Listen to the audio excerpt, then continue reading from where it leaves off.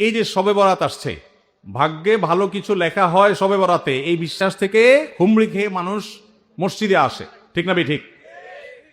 ভাগ্যে ভালো কিছু লেখা হয় কবে? একটা হলো মানুষের সৃষ্টিরও 50,000 বছরে আল্লাহ তাআলা ভাগ্য নির্ধারণ করেছেন। আরেকটা হলো প্রতি বছর যেই রাতে আল্লাহ কোরআন নাজিল করেছেন, আল্লাহ সূরা দুখানে বলেছেন সেই রাতে অর্থাৎ লাইলাতুল কদরে আল্লাহ তাআলা সব গুরুত্বপূর্ণ বিষয় ধার্য করেন। শবে বরাত যেটাকে আমরা বলি মধ্য শাবানের রাত, এই রাতে ভাগ্য নির্ধারণ হয় এই মর্মে বিশুদ্ধ হাদিস বর্ণিত নাই।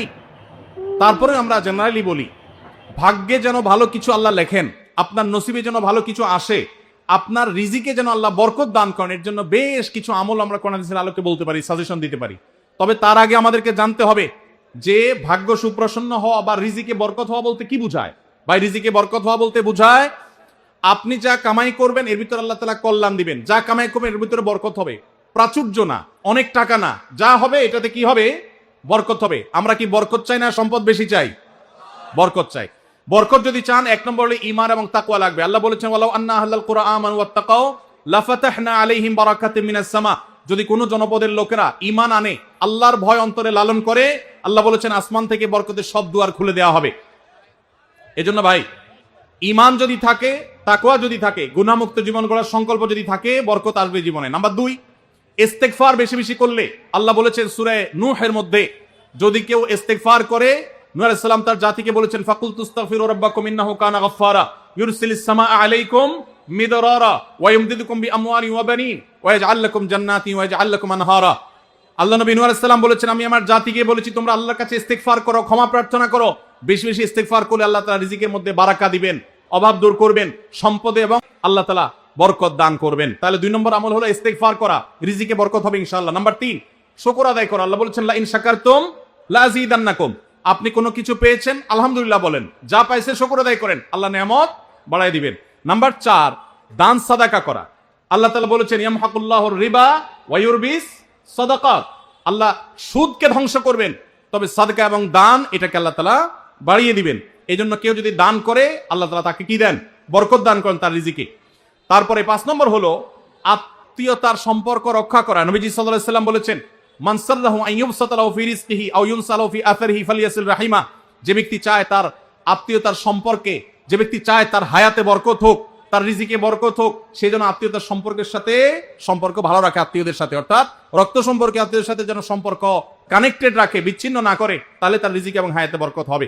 এবং সর্বশেষ আরেকটা আমল বলতে চাই, সেটা হলো খাবারের ক্ষেত্রে একত্রিত হয়ে বসে খাবার খাওয়া। এই সুন্নত আমাদের সমাজ থেকে বিদায় হয়ে গেছে, আমরা অনেকে জানি না। আবু দাউদের একটা হাদিস বর্ণিত হয়েছে, নবীজি সাল্লাল্লাহু আলাইহি ওয়াসাল্লামের কাছে এক ব্যক্তি বললেন, হে আল্লাহর রাসূল, আমরা খাই কিন্তু অনেক খাওয়ার পরেও পরিতৃপ্ত হই না, পেট ভরে না, খাবারের চাহিদা পরিপূর্ণ মিটে না, কারণটা কি? নবীজি সাল্লাল্লাহু আলাইহি ওয়াসাল্লাম বলেছেন তোমরা সম্ভবত আলাদা আলাদা প্লেটে খাও, আলাদা আলাদা সিঙ্গেল খাও। তখন নবীজি সাল্লাল্লাহু আলাইহি ওয়াসাল্লাম বলেছেন তোমরা সবাই একসাথে খানা খাবে, আল্লাহ তাআলা তোমাদের খাবারে বরকত দান করবেন। একসাথে খানা খাবে এবং বিসমিল্লাহ বলে খাবে, এই 2টা কাজ করলে আল্লাহ তাআলা তোমাদের খাবারে বরকত দান করবেন।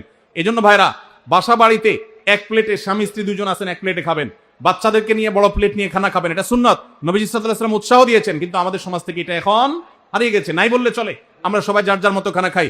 এজন্য এই কাজটাও আমাদের আমলে, আমাদের রিজিকে, আমাদের হায়াতে বরকত এনে দিবে ইনশাআল্লাহ। সুদে টাকা লাগায় এমন ব্যক্তি সমাজে বিচার করে, তার বিধান কি?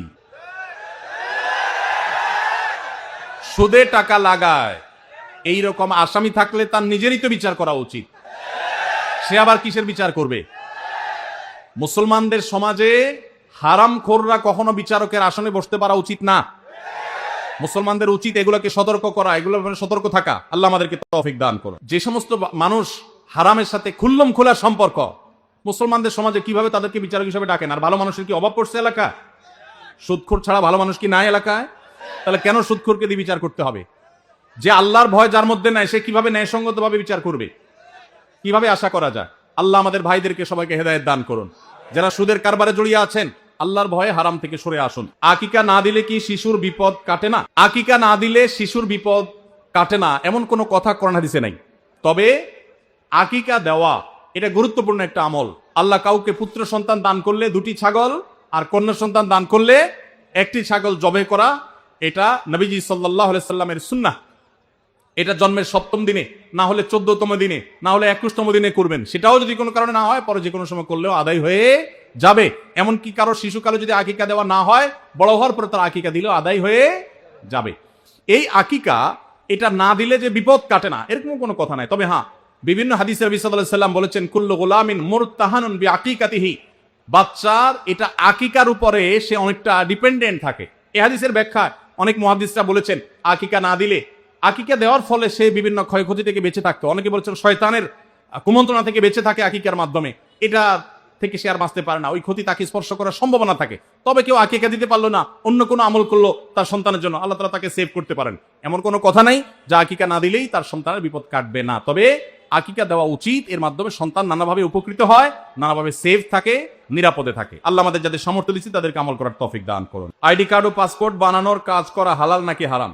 আইডি কার্ড বা পাসপোর্টের কাজ, অর্থাৎ কারোর আইডি কার্ড পাসপোর্ট লাগবে, সেটার জন্য কাগজপত্র রেডি করলেন, অনলাইনে ফর্ম ফিল আপ করে দিলেন, এসব কাজ টাজ করে আপনি ফি নিলেন, এটা জায়েজ আছে।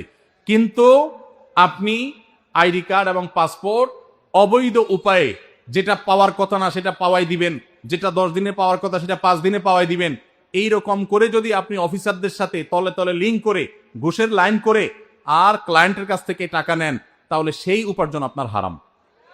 কথা কি বুঝাতে পারছি? একটা হলো যে আপনার একটা দোকান আছে, কম্পিউটার দোকান আছে, নেট সার্ভিস আছে, আপনি অনলাইনে ফর্ম ফিল আপ করে দিলেন, কাগজপত্র আগায় যোগায় দিলেন, এটার জন্য ফি আপনি 2000 4000 আপনি নিতে পারবেন। কিন্তু আপনি ক্লায়েন্টের কাছ থেকে অতিরিক্ত টাকা নিয়ে ওই পাসপোর্ট অফিসার, এনআইডি কার্ডের ওই অফিসারে আপনি ঘুষ দিলেন, দিয়া আপনি কাজটা করে আনলেন, এই ঘুষের কারবার করে অবৈধ কাজ করলেন, আগের দেরির কাজ আগের করাইলেন,